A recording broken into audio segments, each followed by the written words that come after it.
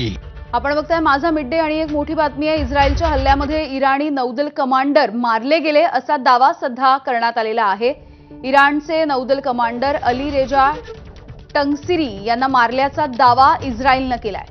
बंदर अब्बासवरती जो हवाई हल्ला करण्यात आला यामध्ये ते मारले गेल्याची माहिती आहे। इराणकडून मात्र अद्याप अली रेजा यांच्याबद्दल कोणतीही माहिती समोर आलेली नाहीये। तर त्यांनीच होर्मुझची सामुद्रधुनी ही बंद केलेली होती। टंगसिरी यांनीच होर्मुझची सामुद्रधुनी आतापर्यंत बंद ठेवलेली होती आणि इस्रायलच्या हल्ल्यांना इराण देखील जोरदार प्रत्युत्तर देताना दिसतो आहे।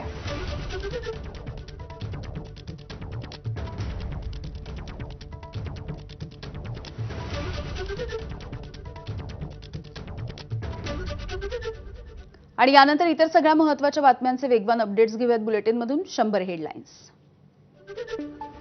पीडित महिलांचे फोटो आणि व्हिडिओ मेसेज सोशल मीडियावरती व्हायरल केल्याप्रकरणी गुन्हा दाखल। कोपरगाव पोलीस ठाण्यामध्ये 3 जणांच्या विरोधात गुन्हा। व्हॉट्सअप ग्रुपवरती व्हिडिओ टाकणाऱ्यांवरती देखील गुन्हे दाखल। बोंधू अशोक खरातच्या प्रकरणामधील सर्व गुन्हे एसआयटीकडे वर्ग। एसआयटी पथकानं खरातचे ओकस कार्यालय सील केलंय। नाशिक पोलिसांकडे दाखल झालेले 8 गुन्हे आणि वावी तसंच सिन्नर पोलिसांकडील प्रत्येकी 1 अशा एकूण 10 गुन्ह्यांचा तपास एसआयटीकडे। अशोक खरातकडे राजकीय नेते आपल्या विरोधकांना संपवण्यासाठी जात होते। विजय वडेट्टीवार यांचा गंभीर आरोप। नको असलेल्या व्यक्तीला पदावरून दूर करण्यासाठी खरात तंत्रमंत्र करत असल्याचा देखील वडेट्टीवारांचा दावा। खरात हा तंत्रमंत्र करायचा आणि जो माणूस नको आहे त्या खुर्चीवर त्याच्यासाठी काही मंडळी जायची म्हणजे बदला घेण्यासाठी। तू आमचं हे करून दे आणि त्याचा बंदोबस्त करून दे, तो आमचा विरोधक आहे। कदाचित होऊ शकतं की मुख्यमंत्र्यांच्या विरोधकांनी हे तंत्रमंत्र करायचा प्रयत्न केला असेल, पण अधिकृत माहिती तशी माझ्याकडे कुठेही नाही। बोंधू अशोक खरातच्या विरोधात 8वा गुन्हा दाखल। मरणाची भीती दाखवत आर्थिक फसवणूक केल्याच्या प्रकरणी खंडणीचा गुन्हा दाखल। पुण्यामधील बांधकाम व्यावसायिक राजेंद्र जासूद यांच्याकडून खरातच्या विरोधामध्ये तक्रार। पोलिसांनी गुन्हा दाखल केला आहे। अशोक खरातकडून जप्त करण्यात आलेल्या बंदुकीचा परवाना नाशिक जिल्हा प्रशासनानेच दिल्याचं उघड झालंय। 15 ऑक्टोबर 2012ला शस्त्र परवाना मंजूर। 1 जानेवारी 2024ला नूतनीकरण। तर चौकशीमध्ये 21 कारतूस जप्त। यामधील 5 कारतुसांचा वापर झालाय। हा वापर नेमका कुठे आणि कशासाठी झाला याचा शोध सुरू आहे। राज्यामधील आरटीओ कार्यालयामध्ये बदल्यांचं रॅकेट। काँग्रेसचे नेते विजय वडेट्टीवार यांचा आरोप आहे। खरमाटे नावाचे गृहस्थ बदल्यांचे रॅकेट चालवत असल्याचाही आरोप आहे। तर काही लोक बदल्यांसाठी वसुली करतात। चौकशी करून कारवाई करण्याची वडेट्टीवारांची मागणी। हा खरमाटे एवढा बदमाश आहे की पूर्ण या यंत्रणेला धमकवतो। नाही जर त्यांनी ऐकलं तर त्यांच्यावर ट्रॅप करायसाठी प्लॅनिंग करतो। इथे एक ॲडिशनल एसपी आहेत, मी त्यांचं नाव आता घेणार नाही, एंटी करप्शनचे। ते पूर्णतः या विभागाला कंट्रोल करायचं काम करतात किंवा सगळ्याच विभागाला।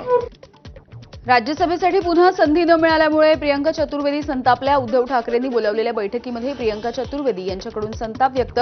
संजय राऊतांनी शरद पवारांचं नाव का घेतलं? चतुर्वेदींचा सवाल, सूत्रांची माहिती।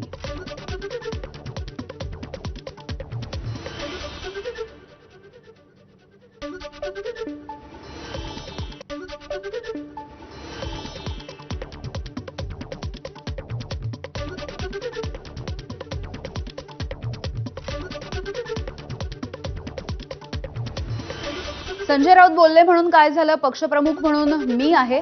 उद्धव ठाकरेंकडून प्रियंका चतुर्वेदी यांना उत्तर देताना बैठकीमध्ये संजय राऊत यांची बाजू घेतल्याची देखील माहिती सूत्रांनी दिली आहे। ठाकरेंच्या शिवसेनेमधील खासदारांच्या बैठकीमध्ये खडाजंगी झाल्याचं वृत्त खासदार संजय राऊत यांनी फेटाळलं। मी त्या बैठकीमध्ये नव्हतो, मात्र तसं तिथे काहीही घडलं नसल्याचं राऊतांचं वक्तव्य। मी त्या बैठकीला नव्हतो आणि असं काही अजिबात घडलेलं नाही। असं जे काय घडलं असं कोणी तुम्हाला म्हणत असेल ते चुकीचं आहे। मी या पक्षाच्या स्थापनेपासूनचा सदस्य, एवढंच सांगतो। त्याच्यामुळे अशा सगळ्या ज्या गोष्टी आणि बातम्यांवरती विचार करून जर कोणी काम करायला लागलो आम्ही तर पक्ष उभा राहिला नसता, पक्ष वाढला नसता। उद्धव ठाकरे यांच्या शिवसेनेमध्ये 2 गट, संजय राऊत विरुद्ध उद्धव ठाकरे असा गट संघर्ष सुरू आहे। भाजपचे प्रवक्ते नवनाथ बन यांचा आरोप. प्रियंका चतुर्वेदी यांच्या उमेदवारीवरून वाद सुरू झाल्याचाही आरोप आहे.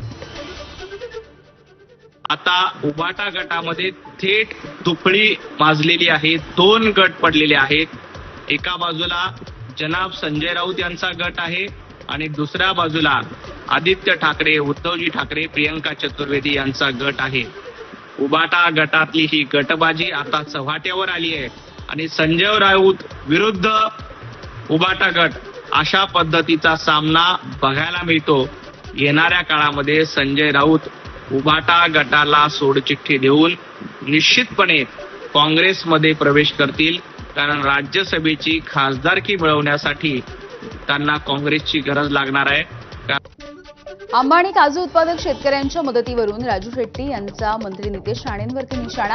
नितेश राणेंनी त्यांचे वडील नारायण राणे यांचा विरोधी पक्षनेतेपदाचा कार्यकाळ आठवावा, ते शेतकऱ्यांसाठी सरकारवरती तुटून पडत होते, अशी प्रतिक्रिया. सिंधुदुर्गचे पालकमंत्री राणे मोठ्या तोंडानं सांगत होते, सरकार शेतकऱ्याला रस्त्यावर येऊन देणार नाही. आम्हाला शेतकऱ्याची काळजी आहे. ही काळजी का? तुमच्या वडिलांची कारकीर्द जरा आठवा. ते विरोधी पक्ष नेते असताना वाघासारखे शेतकऱ्यांच्या प्रश्नावर तुटून पडत होते. खरं तर त्यांचा वारस सांगायची सुद्धा तुमची पात्रता राहिलेली नाही असं मला वाटतं. नालेसफाईच्या नावाखाली वसई विरार महानगरपालिकेमध्ये कोट्यवधी रुपयांचा भ्रष्टाचार झालाय. विरोधी पक्षनेते मनोज पाटील यांचा आरोप आहे. 36 लाखाच्या मशीनसाठी 38 लाख रुपये भाडं दिल्याची माहिती आहे. तर महानगरपालिका आयुक्तांनी आरोप फेटाळले. ऑपरेटरचा पगार, इंधन आणि देखभाल खर्चामुळे भाडं अधिक असल्याची माहिती. भाड्याने घेतलेली जी मशीन होती त्या मशीनचं भाडं 38 दिवसासाठी 38 लाख रुपये दिलं, पण त्या प्रत्यक्षात त्या मशीनची किंमत आहे 36 लाख रुपये मार्केट व्हॅल्यू.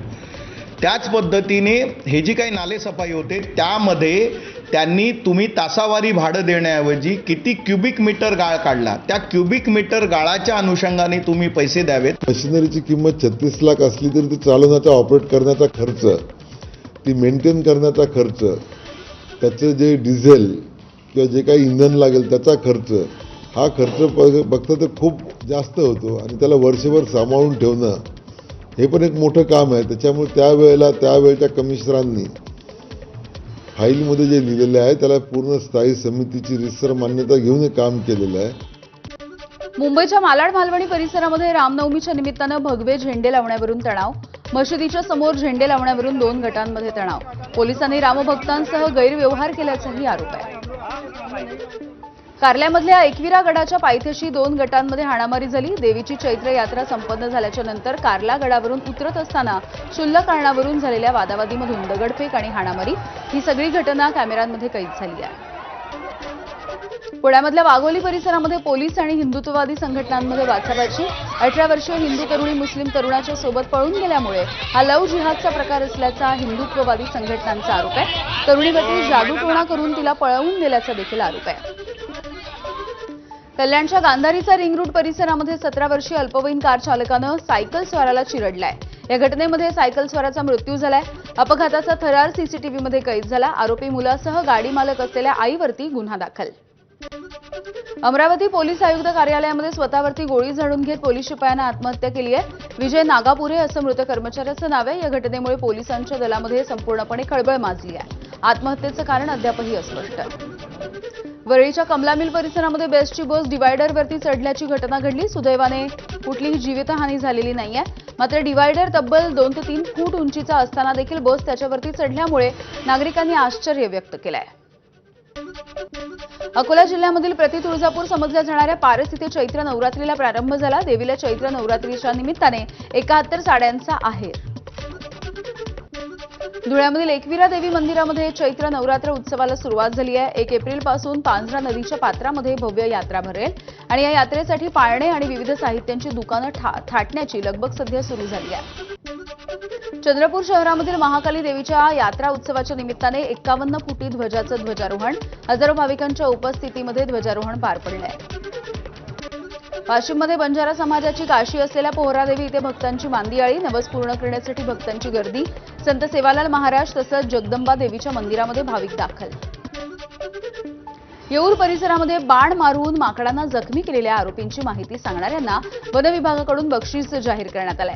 आरोपींची माहिती देणाऱ्याला 25,000 रुपये दिले जातील. त्याचं नाव देखील गोपनीय ठेवलं जाणार आहे.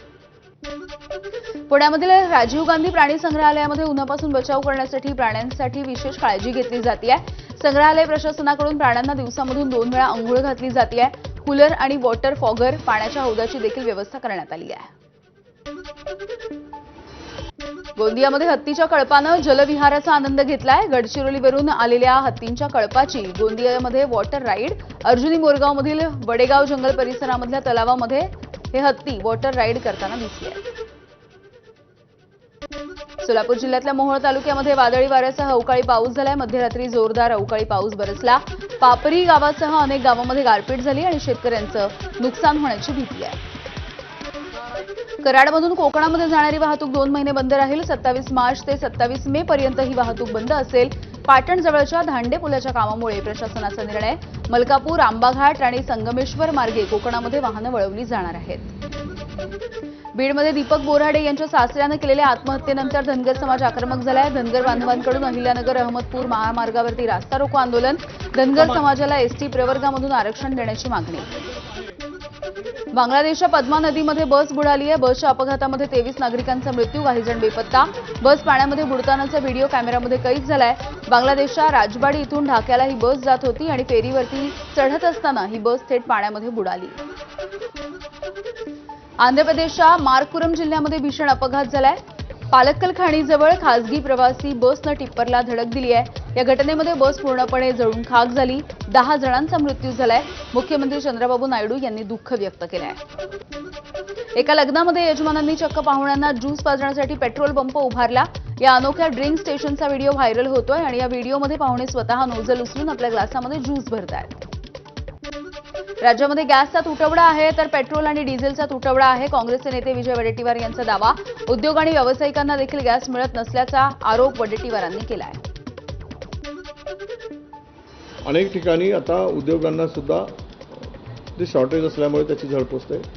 जेवढे आता कामं सुरू आहेत इरिगेशनचे, रस्त्यांचे, त्यांना जे काय डिझेल लागतं त्यामध्ये सुद्धा आता पुरवठा करताना अडचणी येत आहेत.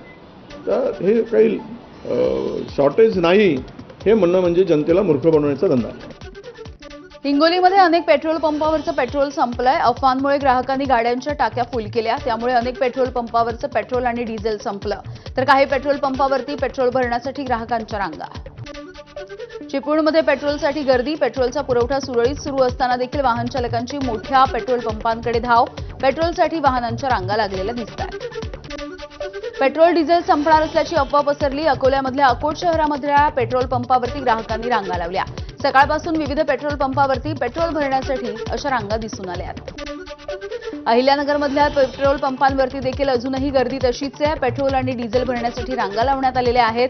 प्रशासनानं मात्र इंधनाची टंचाई नसल्याचं स्पष्ट केलंय. मात्र तरी देखील गर्दी कमी होत नाहीये.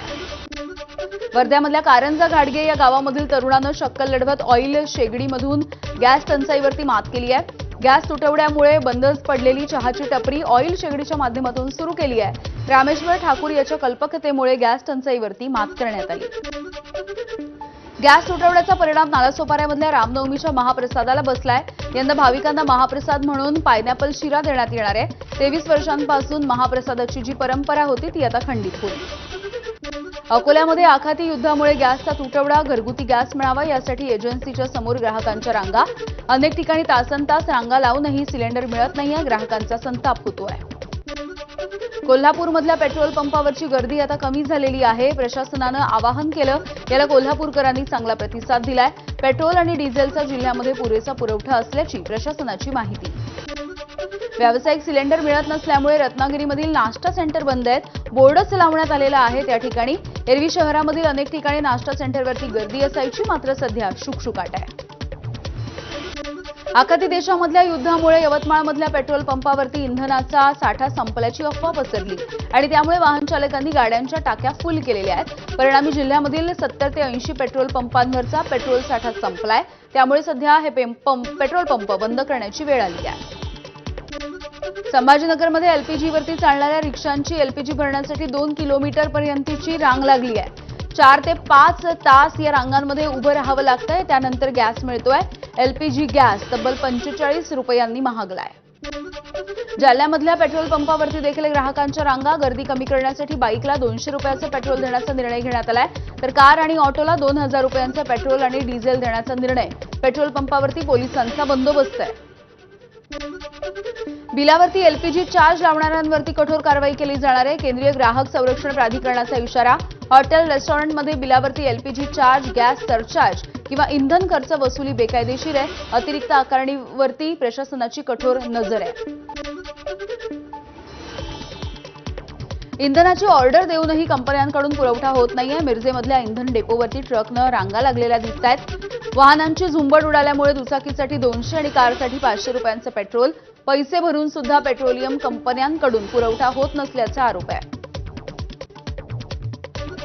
मी स्वतःच काल ऑर्डर टाकली होती 14,000 लिटरची. आम्हाला ते वरून फक्त म्हणजे जेवढे खप आहे तेवढंच आम्हाला देत आहेत. 12,000 लिटरचे आम्हाला वारंवार आम्ही पैसे भरून सुद्धा आम्हाला जे डेपोकडनं किंवा इंडियन ऑइलकडनं जो रिस्पॉन्स मिळाला पाहिजे तो आम्हाला मिळत नाही आहे. आणि आमची फक्त हेच एक इंडियन ऑइलसाठी आम्ही कलेक्टर साहेबांना एक यांना आदेश द्यावा की आम्हाला जेवढं लागतं तेवढं आम्हाला ह्यांनी पुरवठा करावा. यवतमाळमध्ये कॅन आणि बॉटलमध्ये पेट्रोल देऊ नये. जिल्हाधिकारी डॉ. विकास मीना यांचे आदेश. आदेशाचं उल्लंघन झालं तर कारवाईचा इशारा. लोक आपल्या कॅन आहे, कंटेनर आहे, त्यामध्ये डिझेल पेट्रोल घेऊन जातात. तो आम्ही इथून एक आदेश इश्यू केलेला आहे, कोणालाही डिझेल आपल्या कंटेनर कॅन वगैरेमध्ये पेट्रोल या डिझेल देता कामा नये. असा रीतीने आपण प्रत्येक सूचना प्रत्येक आपल्या जे केबी संचालक आहे त्यांना दिलेली आहे. आणि त्याच्यावर जर काही अवहेलना झाली, काय उल्लंघन झालं तर आपण त्याच्यावर कारवाई करू. आखाती युद्धाचा फटका सोलापूरमधल्या प्रसिद्ध वस्त्रोद्योगाला बसतोय. सोलापूरच्या गारमेंट आणि टेक्स्टाईल उद्योगाला शेकडो कोटी रुपयांचा फटका. कच्च्या मालाची दरवाढ आणि निर्यात होत नसल्यामुळे कामगारांचा रोजगार देखील धोक्यात आलाय. आखातातल्या युद्धामुळे कच्च्या मालाच्या दरामध्ये वाढ झाली आहे. 100 रुपयांचं पॅकिंग प्लास्टिक हे 200 रुपयांवर, तर 600 रुपयांचा रंग 1000 रुपयांवर गेलाय. या सगळ्याचा परिणाम सोलापुरी चादर, टेरिटॉवेल याच्यावरती होतोय. मंदीमुळे सोलापुरी चादरींची देशांतर्गत मागणी देखील घटली आहे. जे एक्सपोर्ट आणि इम्पोर्टमध्ये जर इथलं बंद पडलं तर याचा रोजगारावर मोठा प्रमाणात परिणाम होणार आहे आणि अर्थव्यवस्था आपली थांबणार आहे. आज टेक्स्टाईल इंडस्ट्री भारतात सगळ्यात जास्त आहे, महाराष्ट्रात 60% आहे. ह्याला अडचणीचं ठरणार आहे.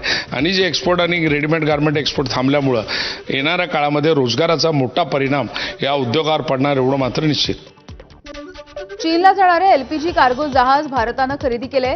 इराणमधून चीनला एलपीजी कार्गो जहाज जात होतं. भारतीय रुपयांमध्ये ही खरेदी झाल्याची माहिती आहे. भारत अजूनही इराणकडून एलपीजी गॅस खरेदी करणार असल्याची माहिती आहे. इराणच्या विरोधात युद्ध नाही, ही फक्त लष्करी मोहीम. अमेरिकेचे राष्ट्राध्यक्ष डोनाल्ड ट्रम्प यांचं मोठं वक्तव्य.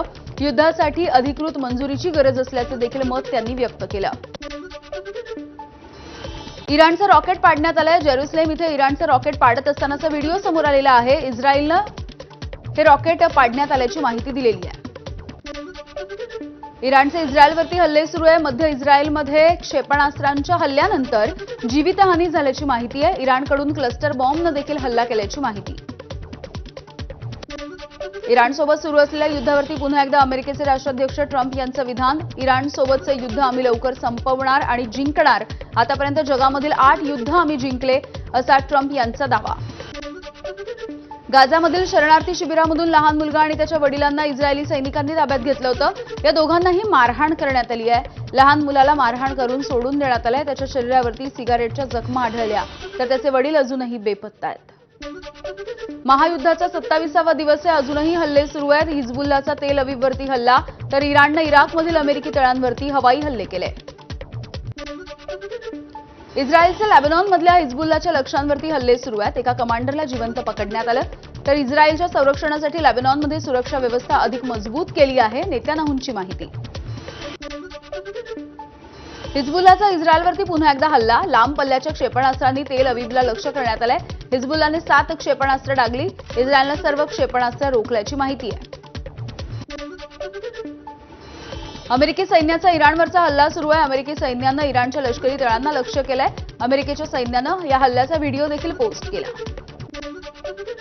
इस्रायली सैन्यानं गाझामधील देर अल बलाह इथे एक क्षेपणास्त्र डागलंय. या हल्ल्यामध्ये एका व्यक्तीचा मृत्यू झालाय, 7 पॅलेस्टिनी जखमी झाले. या स्फोटाचा व्हिडिओ देखील समोर आलाय.